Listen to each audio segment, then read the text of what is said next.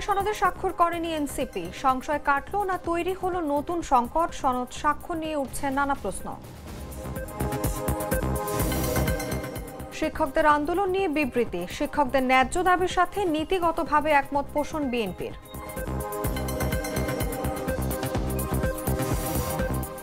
রফতানি রেমিটেন্সে উচ্চ প্রবৃদ্ধি, শেয়ার বাজারে ঢালাও দরপতনে বাজার মূলধন কমল 18 কোটি টাকা। পাকিস্তানি বিমান বাহিনীর অভিযানে কান্দাহারে নিহত 40, যুদ্ধবিরতির মেয়াদ বাড়াতে রাজি পাকিস্তান আফগানিস্তান। এবং বাংলাদেশ ওয়েস্ট ইন্ডিজ প্রথম ওয়ানডেতে টস হেরে ব্যাটিংয়ে বাংলাদেশ, অঙ্কনের অভিষেক, পরাজয়ের বৃত্ত ভাঙার লক্ষ্য দুই দলের।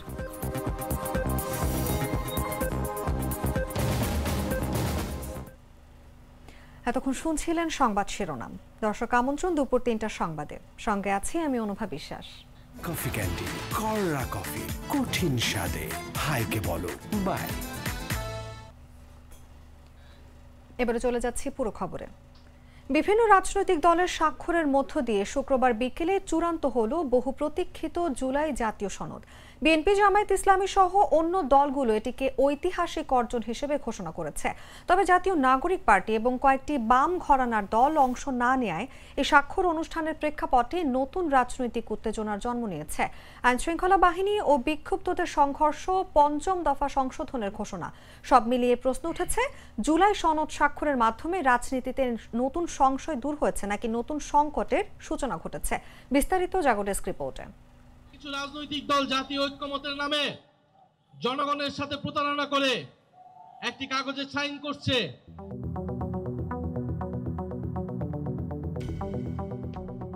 জুলাই জাতীয় সনদে স্বাক্ষর করেছেন বিএনপি, জামায়াতে ইসলামী সহ বিভিন্ন রাজনৈতিক দলের নেতারা। এই সনদকে ঐতিহাসিক অর্জন বলে মন্তব্য করেছেন তারা। শুক্রবার বিকেল 5টা 5 দিকে শুরু হয় জুলাই জাতীয় সনদে স্বাক্ষর পর্ব। শুরুতেই রাজনৈতিক দলের পক্ষ থেকে 2 জন করে প্রতিনিধি সনদে সই করেন। পরে স্বাক্ষর করেন অন্তর্বর্তী সরকারের প্রধান উপদেষ্টা অধ্যাপক মোহাম্মদ ইউনুস ও ঐক্যমত্য কমিশনের সদস্যরা। যদিও জাতীয় নাগরিক পার্টি এবং বাম ঘরানার 4টি রাজনৈতিক দল এই আয়োজনে অংশ না নেয়ায় বিষয়টি নানা আলোচনার জন্ম দিয়েছে। এই অভ্যুত্থানে বিপ্লবের একজন প্রধান কারিগর এই এনসিপি অনুপস্থিত থাকাতে কিছুটা ছন্দপতন ঘটেছে। আজকে তাদের অনুপস্থিতিটা আমাদেরকে বেশ পীড়া দিচ্ছে। জুলাই সনদ স্বাক্ষরের অনুষ্ঠানকে জাতীয় ঐক্য নয় বলে মন্তব্য করেছেন জাতীয় নাগরিক পার্টির আহ্বায়ক নাহিদ হোসেন। জুলাই সনদ নামে একটা সনদে কিছু রাজনৈতিক দল একত্র হয়ে স্বাক্ষর করবে এবং এর নাম দাদা দিতে চায় জাতীয় ঐক্য। আমরা মনে করি এটা কোনো জাতীয় ঐক্য নয়। জাতীয় ঐক্য হচ্ছে এখানে যেখানে ছাত্র, শ্রমিক এবং নানান পেশাজীবীর মানুষ একত্রিত হয়েছে। দলের নেতারা বলছেন 3 দফা দাবি বাস্তবায়নে শেষ পর্যন্ত ঐক্যমত্য কমিশনের সঙ্গে আলোচনা চালিয়ে যেতে চান তারা। তবে দাবি আদায় না হলে জনগণকে সাথে নিয়ে রাজনৈতিক কর্মসূচি পালনের কথাও বলছেন এনসিপি নেতারা। যদিও এ বিষয়ে আলোচনার মাধ্যমে সমাধানের কথা বলেছেন বিএনপি মহাসচিব মির্জা ফখরুল ইসলাম আলমগীর। এদিকে জুলাই জাতীয় সনদে স্বাক্ষর করলেও এর আইনি ভিত্তি নিয়ে প্রশ্ন আছে জামায়াতে ইসলামীর। দলটির নায়েবে আমির সৈয়দ আব্দুল্লাহ মোহাম্মদ তাহের বলছেন, প্রধান উপদেষ্টার প্রতি আস্থা রেখে জুলাই সনদে সই করেছেন তারা। সনদ বাস্তবায়নে কোনো ধরনের বিলম্ব জাতির সঙ্গে গাদ্দারি হবে বলে মন্তব্য করেন নায়েবে আমির। এদিকে জুলাই জাতীয় সনদ স্বাক্ষর অনুষ্ঠান শুরুর আগে শুক্রবার দুপুরে আইনশৃঙ্খলা বাহিনী ও জুলাই যোদ্ধা পরিচয়ে বিক্ষুব্ধদের সঙ্গে সংঘাত সংঘর্ষের ঘটনায় উত্তেজনা ছড়ায় জাতীয় সংসদ ভবন এলাকায়।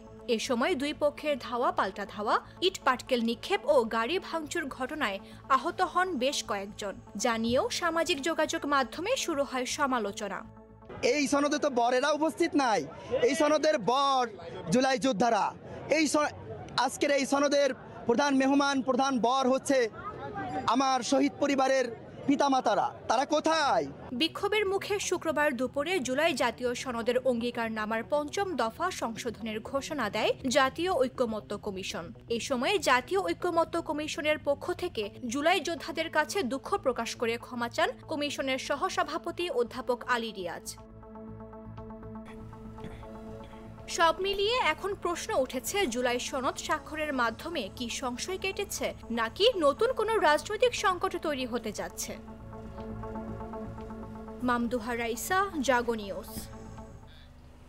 দর্শক, জুলাই সনদ নিয়ে আলোচনার জন্য আমাদের সঙ্গে আজ স্টুডিওতে উপস্থিত আছেন জাগো নিউজের স্টাফ রিপোর্টার নাহিদ সাব্বির। নাহিদ, আপনাকে আমন্ত্রণ আমাদের আজকের আলোচনায়। আপনাকে ধন্যবাদ। দুঃখিত নাহিদ, শুরুতেই আপনার কাছে জানতে চাইবো যে গতকালকে জুলাই সনদ স্বাক্ষর হলো, এটি কি আসলে সংশয় কাটালো না নতুন কোনো সংকটের তৈরি করলো?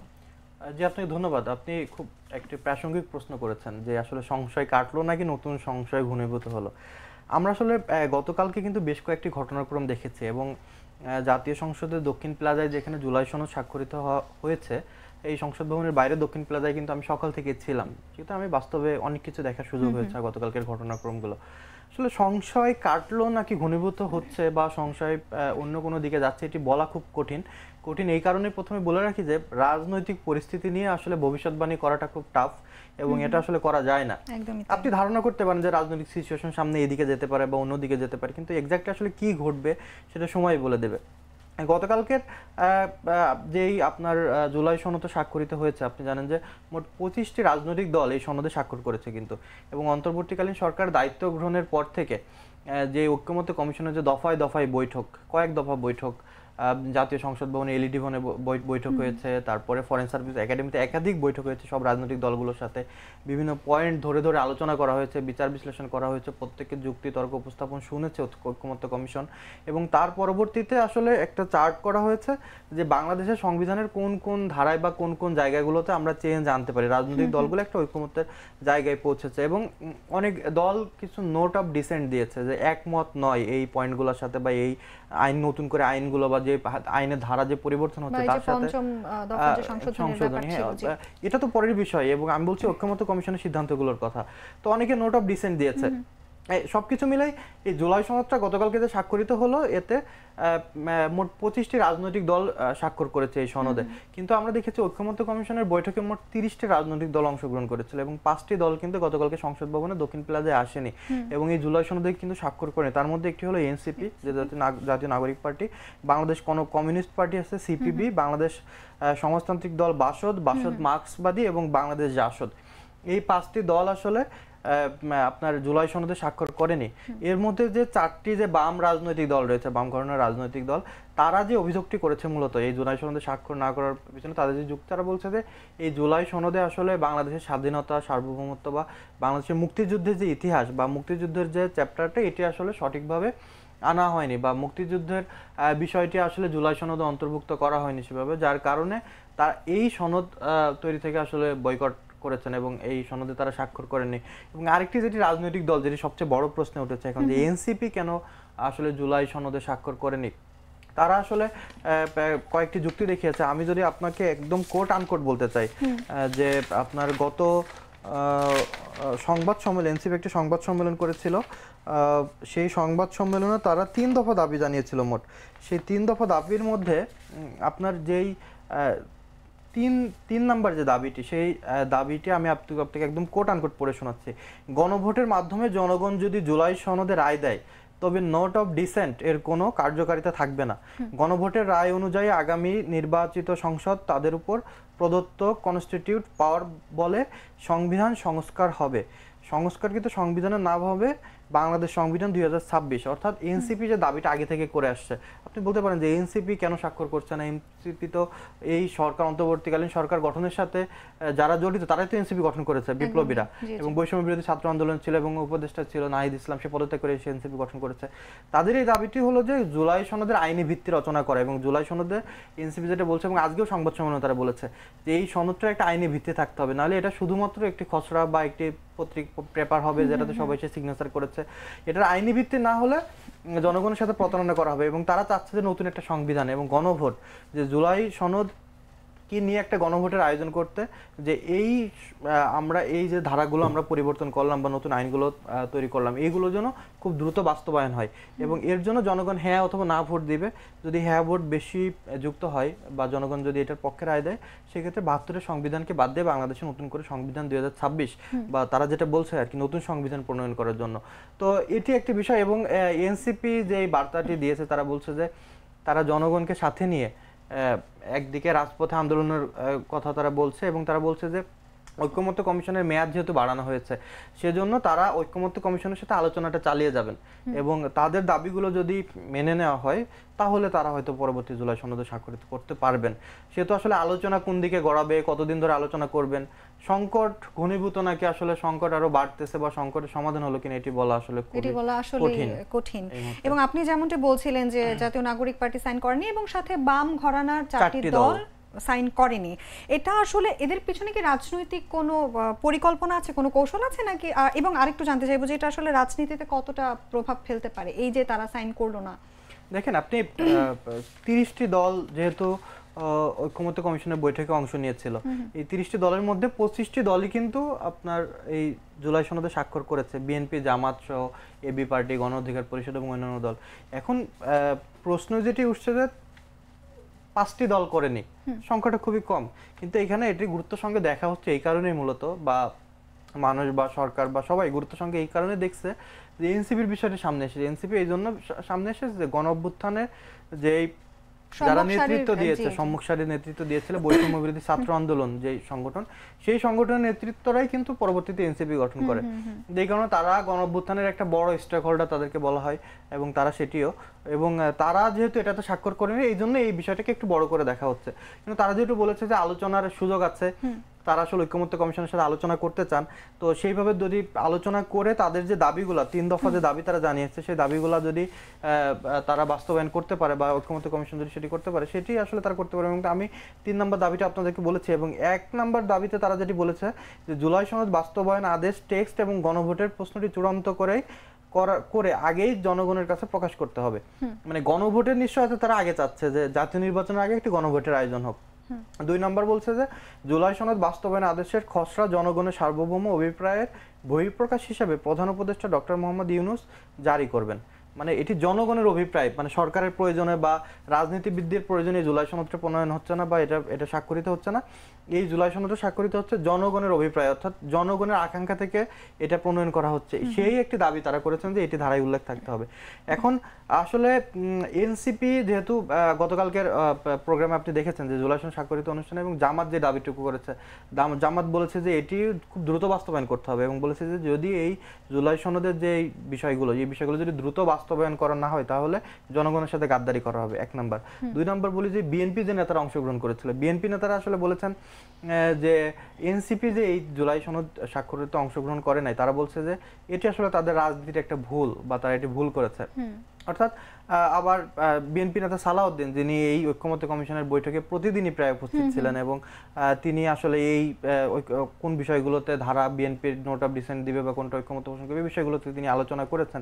তিনি বলেছেন যে এই এনসিপি যে জুলাই সনদে স্বাক্ষর করেনি বা কয়েকটি দল যে করেনি, এর জন্য জাতীয় নির্বাচনে কোনো প্রভাব পড়বে না। তো আসলেই প্রভাব পড়বে কিনা বা এনসিপি ঐক্যমত্য কমিশনের সাথে আবার দফায় দফায় বৈঠক করে তাদের যে দাবি বা ঐক্যমত্য কমিশন যেটি স্বাক্ষর করেছে সেখান থেকে আবার নতুন করে কিছু করার সুযোগ আছে বলে আমার মনে হয় না, যেহেতু 25টা রাজনৈতিক দল অলরেডি স্বাক্ষর করেছে। তো এনসিপি তাদের দাবি কিভাবে আদায় করতে পারবে সেটি একটা প্রশ্ন, বা এই দাবির প্রেক্ষিতে তারা আসলে জনগণকে, তারা যেটি বলছে যে রাজপথে নামবে বা আন্দোলন করবে, জনগণকে সাথে নিয়ে আসলে কিভাবে তারা এই পরিস্থিতি উদ্ভব ঘটাবে বা রাজনীতিতে নতুনত্ব কোনো কিছু আনতে পারবে কিনা বা পরিবর্তন আনতে পারবে কিনা সেটি আসলে দেখার বিষয়। এখনই কিছু বলা যাবে না এই বিষয়ে। একদমই তাই। এবং সাব্বির, আপনি জানেন যে আজ দুপুরে কিন্তু আপনাদের এনসিপির দক্ষিণাঞ্চলের যে মুখ্য সংগঠক হাসনাত আব্দুল্লাহ, উনি কিন্তু একটা পোস্ট দিয়েছেন এবং পোস্টে ওনার যেটা ছিল, তিনি লিখেছেন যে রক্ত দিতে হলে আমরা আগে থাকি কিন্তু ক্ষমতার প্রশ্নে খুঁজে পাওয়া যায় না। এই যে আক্ষেপের জায়গাটা, এর দায় কি অন্তর্বর্তী সরকার নেবে এবং এটি আসলে তারা কিভাবে জাস্টিফাই করবে বলে আপনি মনে করেন? জি, আপনাকে ধন্যবাদ। আপনি যেটি বলছিলেন যে দক্ষিণাঞ্চলের মুখ্য সংগঠক হাসনাত আব্দুল্লাহ একটি ফেসবুক পোস্ট দিয়েছেন, আপনি খেয়াল করবেন এই ফেসবুক পোস্টে তিনি একটি ছবি যুক্ত করেছেন কিন্তু, এবং 2টি ছবি আসলে একসাথে করে এই ফেসবুক পোস্টে তিনি দিয়েছেন। তার ক্যাপশনে আপনি যে কথাটি বললেন এটি তিনি লিখেছেন, এবং ছবিটি এরকম যে 5 আগস্টের পরে 2024 সালের আওয়ামী লীগ সরকারের পতনের পরে ডক্টর মোহাম্মদ ইউনূস দেশের বাইরে ছিলেন। উনি যখন দেশে ফিরেন, বিমানবন্দরে বৈষম্য বিরোধী ছাত্র আন্দোলনের যে সমন্বয়করা ছিলেন তারা কিন্তু তাকে রিসিভ করার জন্য গিয়েছিলেন, স্বাগত জানাতে গিয়েছিলেন। তারই একটা ছবি যে ডক্টর মোহাম্মদ ইউনূস কথা বলছেন এবং তার চারপাশে সবাই কিন্তু সমন্বয়ক, এবং এই বিশ্ববিদ্যালয়ের শিক্ষার্থীরাই কিন্তু যারা এই বৈষম্য বিরোধী ছাত্র আন্দোলনের সমন্বয়ক ছিল, গণঅভ্যুত্থানের নেতৃত্ব দিয়েছে তারা ছিলেন। আরেক পরের যে ছবিটি তিনি প্রচার করেছেন গতকালকে জাতীয় সংসদ ভবনের দক্ষিণ প্লাজায় যে জুলাই সনদ স্বাক্ষরিত হলো সেই সংসদের মানে সেই স্বাক্ষর অনুষ্ঠানের একটি ছবি তিনি পোস্ট করেছেন এবং সেখানে দেখা যাচ্ছে যে ডক্টর মোহাম্মদ ইউনূস রয়েছেন প্রধান উপদেষ্টা এবং রাজনৈতিক দলের নেতারা রয়েছেন। তিনি আসলে হাসনাত আব্দুল এটি বোঝাতে চেয়েছেন যে বা এটি তিনি উল্লেখ করেছেন যে রক্ত যখন দেওয়া লাগে কোনো আন্দোলনে বা যখন রক্ত দিতে হয় তখন তারাই দেয় বা ছাত্ররা দেয় বা সাধারণ মানুষজনই দেয়, কিন্তু ক্ষমতার প্রশ্নে রাজনৈতিক দলের নেতারা এসে হাজির হয়। তো এই দুইটা ছবির কম্পাইল তিনি করে এই কথাটি লিখেছেন। এবং আমি আপনাকে আরেকটি বিষয়ের সাথে যুক্ত করতে চাই, গতকালকে যে জুলাই জাতীয় সনদ 2025 যে স্বাক্ষরিত হলো তার 5 ধারা যদি আমি আপনাকে কোট আনকোট একটু পড়ে শোনাতে চাই, যে সেখানে বলা আছে যে 5 নম্বর পয়েন্টে বলা আছে গণ অভ্যুত্থান পূর্ব 16 বছরের ফ্যাসিবাদ বিরোধী গণতান্ত্রিক সংগ্রামে গুম খুন ও নির্যাতনের শিকার হওয়া ব্যক্তিদের এবং 2024 সালের জুলাই আগস্টের গণ অভ্যুত্থানকালে সংঘটিত সকল হত্যাকাণ্ডের বিচার, শহীদদের রাষ্ট্রীয় মর্যাদা প্রদান ও শহীদ পরিবারগুলোকে যথোপযুক্ত সহায়তা প্রদান এবং আহতদের সুচিকিৎসা ও পুনর্বাসনের ব্যবস্থা নিশ্চিত করব। এটি কিন্তু 5 নম্বর ধারা এবং যেটি নিয়ে আসলে আন্দোলন হচ্ছিল বা হচ্ছিল। এই ধারাতেও আসলে অনেকে সমস্যা দেখছেন এই কারণে আমি এনসিপির অনেক নেতার ফেসবুক পোস্ট দেখলাম, অনেকে আসলে ফেসবুকে বলেছেন এইখানে একটা লাইন দেখবেন 2024 সালের জুলাই আগস্টের গণ অভ্যুত্থানকালে সংঘটিত সকল হত্যাকাণ্ডের বিচার।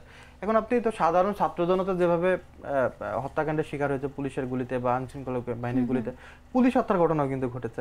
এবং তারা বলছে যে এই ধারার মাধ্যমে পুলিশ হত্যার বিচারের দাবিতে আবার এক পক্ষ মাঠে নামবে অদূর ভবিষ্যতে বা তাদেরকে মামলার আসামি করা হবে এই ধারার কারণে। এটি নিয়েও কিন্তু আসলে আলোচনা সমালোচনা হচ্ছে। এই জন্য আপনাকে আমি কোট আনকোট একদম পড়ে শোনালাম যে এই ধারাটির কারণে অনেকে সংশয় প্রকাশ করছেন, যেহেতু যদি গণ অভ্যুত্থানের সকল হত্যাকাণ্ডের বিচার অর্থাৎ পুলিশ হত্যাকাণ্ড, আইনশৃঙ্খলা বাহিনীর বেশ অনেকে মারা গেছেন, হত্যাকাণ্ডের শিকার হয়েছেন ওই সময় আন্দোলন চলাকালীন সময়ে, তো তাদের হত্যাকাণ্ডের বিষয়গুলোকে সামনে এনে যদি ওই সময় আবার বিচারের মুখোমুখি করা হয় আন্দোলনকারীদের, তারা এই বিষয়টি সামনে এনে আসলে কিন্তু তারা বিভিন্ন ধরনের কথা বলছেন, বিভিন্ন জায়গায় কথা বলছেন। আপনি যেমনটি বলছিলেন যে বিএনপি নেতা সালাউদ্দিন কিন্তু সনদের স্বাক্ষর না করাটা নিয়ে কথা বলেছে এবং এই যে সনদের স্বাক্ষর না করা নির্বাচনের প্রভাব ফেলবে না এটা কিন্তু বলেছেন বিএনপির এই সালাউদ্দিন। তাহলে আসলেই কি আপনার মনে হয় প্রভাব ফেলবে না এবং এটার সমাধানে কি রাজপথে আদৌ নামতে পারে এনসিপি? ওনারা কিন্তু অলরেডি বলেছে যে আমরা আলোচনা করব, যদি সমাধান না হয় তাহলে আমরা আবার রাজপথে নামবো। তো এটা নিয়ে আসলে আপনার কি বক্তব্য? যে আপনি খুবই গুরুত্বপূর্ণ একটা প্রশ্ন করেছেন যে আসলে রাজপথে নামবে কিনা। এই রাজপথে নামা না নামার বিষয়টা কিন্তু অনেক আগে থেকে চলে আসতেছে। আমি যদি আপনাকে একটু বলতে চাই যে এই এনসিপি গঠনের পর থেকে তারা মূলত যে দাবিটা করছে যে আওয়ামী লীগের বিচার, অর্থাৎ এই 24শে গণ অভ্যুত্থানে যে হত্যাকাণ্ডগুলো হয়েছে এই হত্যাকাণ্ডের জন্য দল হিসেবে আওয়ামী লীগের বিচার করতে হবে। তারপরে হলো যে আপনার আরেকটি দাবি করছে তারা যে গণপরিষদ নির্বাচন দিতে হবে। গণপরিষদ নির্বাচন এই জন্য দিতে হবে, এই বিষয়ে আমি এর আগেও একবার আলোচনা করেছিলাম যে গণপরিষদ নির্বাচন দিতে হবে সংবিধান পরিবর্তনের জন্য, যেটি তাদের 3 নাম্বার যে 3 দফা দাবি সে দাবির মধ্যে তারা বলেছেন যে তারা সংবিধানের পরিবর্তন চান। বাংলাদেশ সংবিধান 2026 নতুন করে 72 সংবিধানকে বাদ দিয়ে নতুন করে সংবিধান আনতে চান। তো এই আওয়ামী লীগের বিচার, গণপরিষদ নির্বাচন এই দাবিটা তারা মূলত করেছেন এবং এই গণপরিষদ নির্বাচনের বিষয় বা গণভোটের বিষয়টা কিন্তু এই পরবর্তীতে তারা এই জুলাই সনদকে কেন্দ্র করে যে বুদ্ধ পরিস্থিতি তৈরি হয়েছে এইখানে এই দাবির মধ্যেও তারা এনেছেন যে বাংলাদেশের সংবিধান 2026 নতুন সংস্কারকৃত যে সংবিধানের নাম হবে। এখন এই আলোচনাটা আমি একটু আগেও করলাম, সেটি হলো যে এনসিপি সহ অন্যান্য মোট 5টি দল, 4টি বাম দল এই জুলাই সনদে স্বাক্ষর করেনি। তো এনসিপির দাবি একটা এই গণভোট প্রশ্নে বা সংবিধান সংস্কারের প্রশ্নে এই বিষয়টা, এই জন্য তারা জুলাই সনদে স্বাক্ষর করেনি। বাকি যে 4 দল আছে বাম দল তারাও কিন্তু জুলাই সনদে স্বাক্ষর করে, তারাও কিন্তু অন্য একটা কারণ হিসাবে তারা এখানে উল্লেখ করেছেন যে তারা বলছেন যে স্বাধীনতা সংগ্রাম বা মুক্তিযুদ্ধকে সঠিক মূল্যায়ন করা হয়নি, যার কারণে তারা জুলাই সনদে স্বাক্ষর করে। এখানেও কিন্তু আপনার 2 ভাগ হয়ে গেছে, এনসিপি একদিকে বাকি বাম দলগুলো আরেকদিকে। এখন বিএনপি জামাত সবাই কিন্তু আসলে এই জুলাই সনদে স্বাক্ষর করেছে এবং আপনি জানেন যে পিআর নিয়ে কয়েকদিন ধরে আলোচনা হচ্ছিল যে নির্বাচনটা পিআর পদ্ধতিতে হবে কি হবে না। বিএনপি বলছে যে পিআর মানি না, পিআর এর ভিত্তিতে কোনো নির্বাচন হবে না। জামাত বলছে যে এই জুলাই সনদ স্বাক্ষরের আগের দিনও বলছে যে পিআর পদ্ধতির বাস্তবায়ন ছাড়া জামাত জুলাই সনদে স্বাক্ষর করবে না, পরদিনই কিন্তু আসলে স্বাক্ষর করলো। এখন আসলে রাজনৈতিক পরিস্থিতি বা রাজনৈতিক যে বিভিন্ন সিচুয়েশন এগুলো তো ক্ষণে ক্ষণে চেঞ্জ হয়। সকালে রাজনৈতিক পরিবেশ আপনি এক ধরনের দেখবেন, বিকালে বা রাতে আরেক ধরনের দেখবেন। তো জামাত, বিএনপি সহ অন্যান্য রাজনৈতিক দল সবাই কিন্তু জুলাই সনদে স্বাক্ষর করলো, শেষমেশে এনসিপি কিন্তু করলো না। এখন বাকি সবাইকে বাদ দিয়ে এনসিপি আসলে জনগণকে স্বাধীনে তারা যেটি বলছে যে আন্দোলন করবে বা লড়াই সংগ্রাম করবে, রাজপথে নামবে, সেই রাজপথে নেমে আসলে জুলাই তাদের যে দাবি যে গণভোট বা গণপরিষদ নির্বাচন, সেটির বাস্তবায়ন আসলে কতটা করতে পারবে তারা এটি সময় বলে দিবে।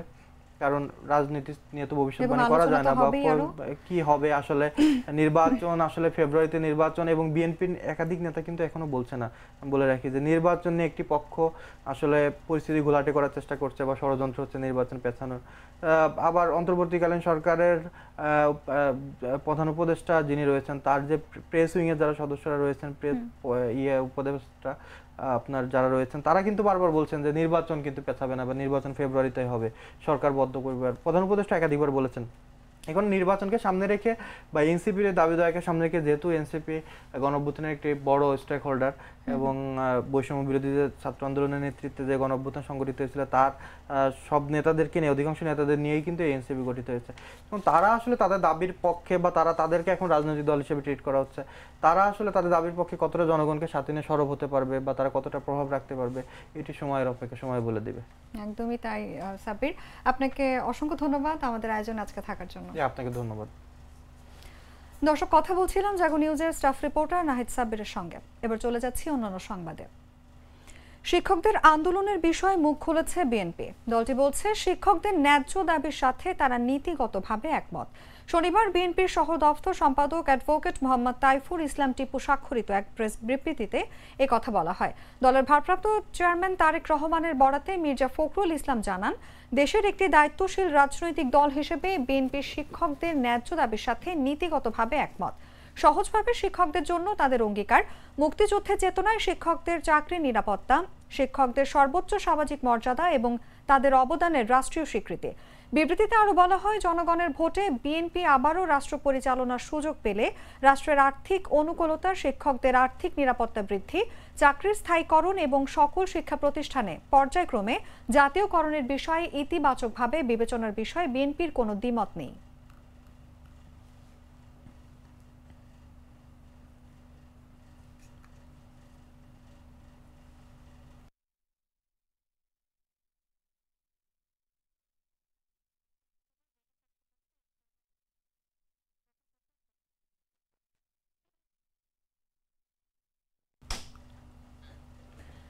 চলতি অর্থবছরের বৈদেশিক লেনদেনে প্রথম 2 মাস অর্থাৎ জুলাই আগস্টে উদ্বৃত্ত দাঁড়িয়েছে $48 কোটি, যা গেল অর্থ বছরের দ্বিগুণের বেশি। রফতানি ও রেমিটেন্সে উচ্চ প্রবৃদ্ধির ধারা অব্যাহত থাকায় চলতি হিসেবে পরিস্থিতির উন্নতি হয়েছে। বাংলাদেশ ব্যাংকের তথ্য বলছে, প্রথম 2 মাসে প্রায় 10% আমদানি বেড়ে $1088 কোটি পণ্য দেশে এসেছে। একই সময় 11% বেড়ে রফতানি আয় হয়েছে $793 কোটি। এতে বাণিজ্য ঘাটতি দাঁড়িয়েছে $296 কোটি। আগের একই সময় যা ছিল $275 কোটি। প্রথম 2 মাসে মূলধনী পণ্যের আমদানি 24.5% বেড়েছে। মধ্যবর্তী পণ্যের আমদানি বেড়েছে 8.2%। সংশ্লিষ্টরা জানান, সরকার পরিবর্তনের পর অর্থ পাচারের সুযোগ কমে এসেছে। বৈদেশিক মুদ্রার রিজার্ভ $8 বিলিয়ন বেড়ে এখন প্রায় $32 বিলিয়ন ছাড়িয়েছে।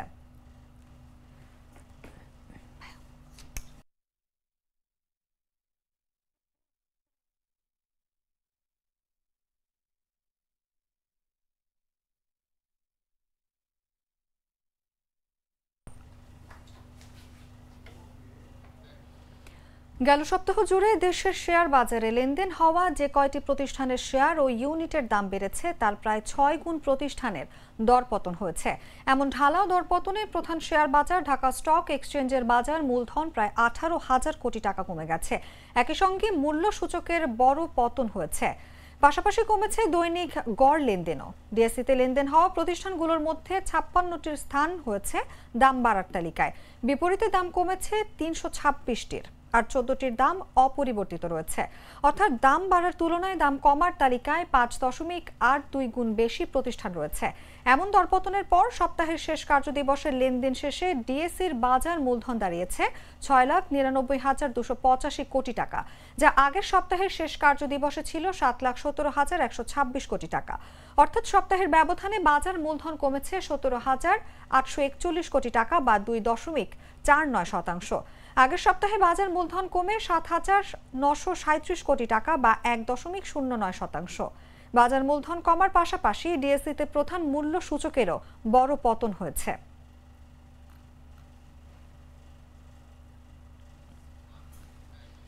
দীর্ঘ 13 বছর পর স্থানীয়দের উদ্যোগে নির্মিত হয়েছে পিরোজপুর সদর উপজেলার 7 নং শঙ্করপাশা ইউনিয়নের মল্লিকবাড়ি ও বাদুরা এলাকার বাদুরা খাল সংযোগ সেতু।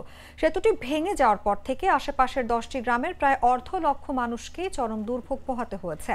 প্রশাসনের সহযোগিতায় এলাকাবাসী নিজেদের উদ্যোগে প্রায় 12 লক্ষ টাকা ব্যয়ে সেতুটি নির্মাণ করেন। স্থানীয়রা জানান, দীর্ঘদিনের ভোগান্তির অবসান ঘটায় এলাকাবাসীর মধ্যে স্বস্তি ও আনন্দের পরিবেশ বিরাজ করছে। এই সেতু নির্মাণের মাধ্যমে এলাকার যোগাযোগ ব্যবস্থা আরও সহজ ও গতিশীল হবে বলেও আশা ব্যক্ত করেন তারা। শুক্রবার বিকেলে উৎসব মুখর পরিবেশে সেতুটির উদ্বোধন করেন পিরোজপুরের অতিরিক্ত জেলা প্রশাসক ইসরাত জাহান। এই পোলটা দীর্ঘদিন যাবৎ ভাঙা ছিল। এখানের মানুষজন, সাধারণ জনগণ সবাই ভোগান্তিতে ছিল পোলটার কারণে। 10 থেকে 11 বছর এই ব্রিজটা ভাঙা, আমরা খুব অসহায়ভাবে চলাফেরা করছি।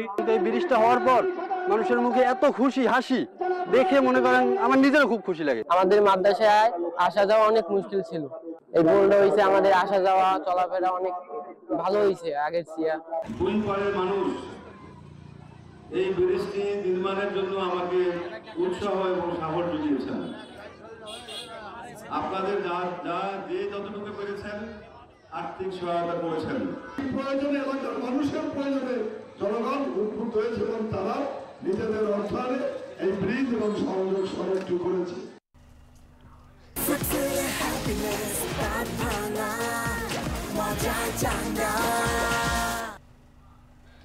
জানাবো আন্তর্জাতিক সংবাদ।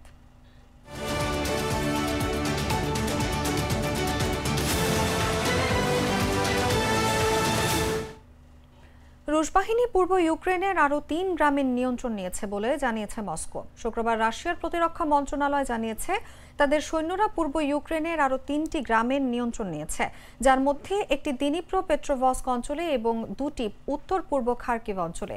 এগুলো রাশিয়া সীমান্তের কাছাকাছি অবস্থিত। এদিকে ইউক্রেনীয় সামরিক বাহিনী কমপক্ষে 2টি বসতিতে লড়াইয়ের কথা উল্লেখ করেছে, তবে এগুলোর মধ্যে কোনোটি তাদের নিয়ন্ত্রণের বাইরে চলে গেছে কিনা সে বিষয়টি পরিষ্কার করেনি।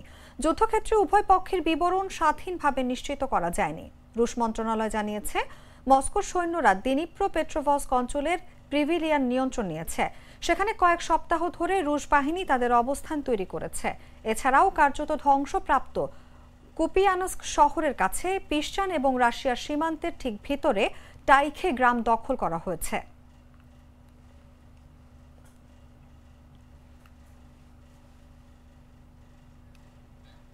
চীনের কমিউনিস্ট পার্টি দেশটির 9 জন শীর্ষ জেনারেলকে বরখাস্ত করেছে।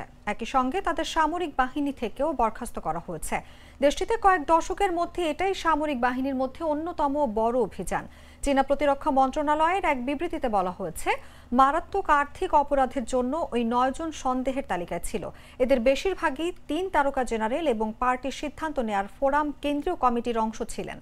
এই জেনারেলদের বরখাস্তকে দুর্নীতি বিরোধী অভিযানের অংশ হিসেবে উল্লেখ করা হয়েছে। তবে বিশ্লেষকরা বলছেন, রাজনৈতিক শুদ্ধিকরণের অংশ হিসেবেও এটি হতে পারে।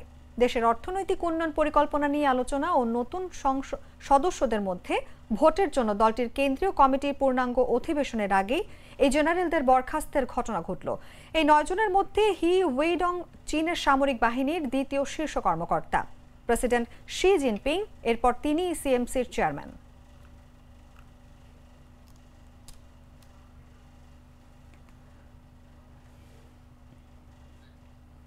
অস্থায়ী যুদ্ধবিরতির মেয়াদ শেষ হওয়ার অল্প সময়ের মধ্যে আফগানিস্তানের কান্দাহার প্রদেশের স্পিন বোলদাক শহরে হামলা চালিয়েছে পাকিস্তানের বিমান বাহিনী।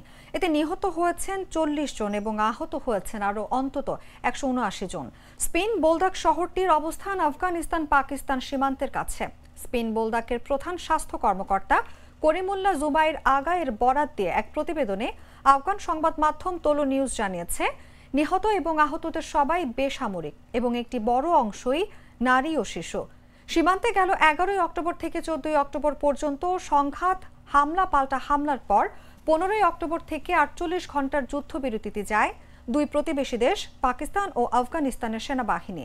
সেই যুদ্ধবিরতির মেয়াদ শেষ হয়েছে শুক্রবার স্থানীয় সময় দুপুর 1টার দিকে। বিরতি শেষ হওয়ার কয়েক ঘন্টার মধ্যে এই হামলা চালিয়েছে পাকিস্তান। যারা বেঁচে গেছেন তারা সবাই নিন্দা জানিয়েছেন এই হামলার।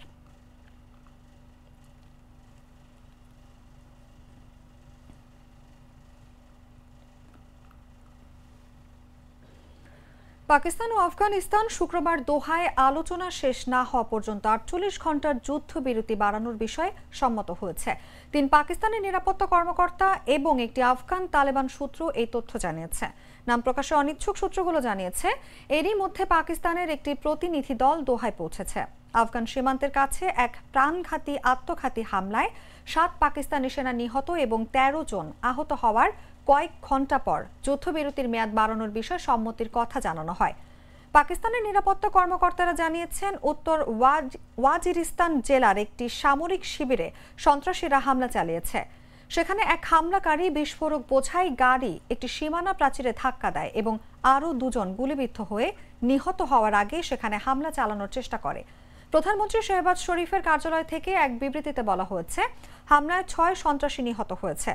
পরের দিনের শেষে আফগান তালেবানের মুখপাত্র জাবিউল্লাহ মুজাহিদ পশতু ভাষার স্থানীয় টেলিভিশন চ্যানেল আরিয়ানা নিউজকে বলেন যে কাবুল তাদের বাহিনীকে নির্দেশ দিয়েছে যতক্ষণ পর্যন্ত পাকিস্তান কোনো আক্রমণ থেকে বিরত থাকে ততক্ষণ পর্যন্ত যুদ্ধবিরতি বজায় রাখতে।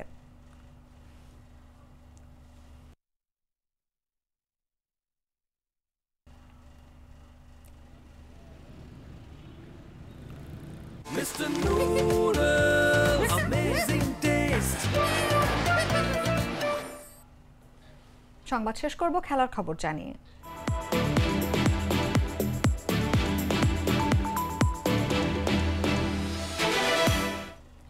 3 ম্যাচ সিরিজের প্রথম ওয়ানডেতে স্বাগতিক বাংলাদেশের বিপক্ষে টস জিতে ফিল্ডিংয়ের সিদ্ধান্ত নিয়েছে ওয়েস্ট ইন্ডিজ। শনিবার শেরেবাংলা জাতীয় ক্রিকেট স্টেডিয়ামে দুপুর 1:30টায় শুরু হয় ম্যাচটি। আফগানিস্তানের কাছে হোয়াইট ওয়াশ হওয়ার পর মেহেদী হাসান মিরাজের নেতৃত্বাধীন টাইগাররা এই সিরিজ জিতে আত্মবিশ্বাস ফেরাতে বদ্ধপরিকর। এই ম্যাচটি দীর্ঘদিন পর ওয়ানডে দলে ফিরলেন সৌম্য। অভিষেক হয়েছে মাহিদুল ইসলাম অঙ্কনের।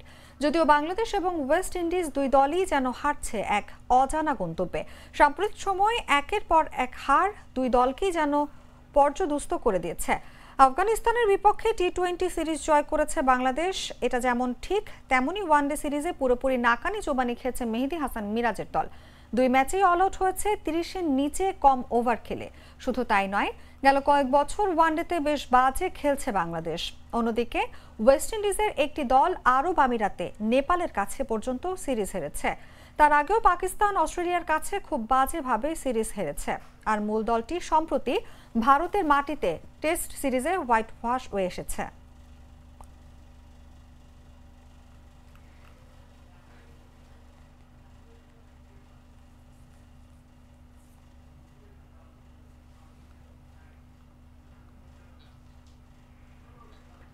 সংবাদ শেষ করার আগে শিরোনামগুলো জানিয়ে দিচ্ছি আরো একবার।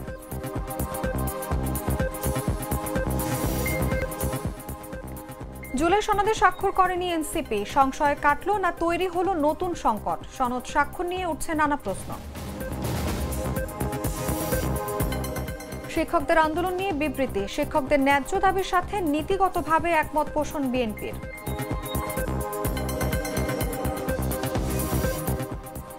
রফতানি রেমিটেন্সে উচ্চ প্রবৃদ্ধি, শেয়ার বাজারে ঢালাও দরপতনে বাজার মূলধন কমল 18,000 কোটি টাকা। পাকিস্তানি বিমান বাহিনীর অভিযানে কান্দাহারে নিহত 40, যুদ্ধবিরতির মেয়াদ বাড়াতে রাজি পাকিস্তান আফগানিস্তান। এবং বাংলাদেশ ওয়েস্ট ইন্ডিজ প্রথম ওয়ানডেতে টস হেরে ব্যাটিংয়ে বাংলাদেশ। অঙ্কনের অভিষেক, পরাজয়ের বৃত্ত ভাঙার লক্ষ্য দুই দলের।